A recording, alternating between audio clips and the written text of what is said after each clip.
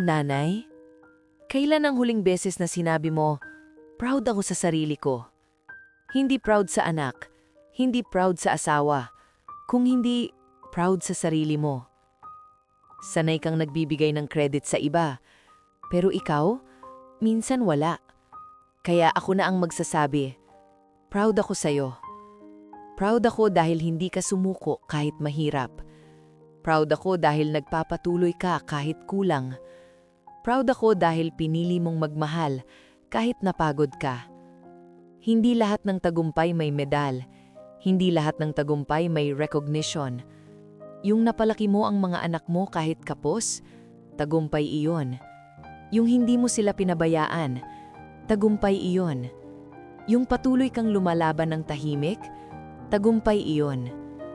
Nanay, kung walang nagsasabi sa'yo lately, you did well. Kung gusto mong aminin sa sarili mo na ginawa mo ang best mo, mag-comment ka ng, ginawa ko ang best ko. At tandaan mo, sapat na iyon.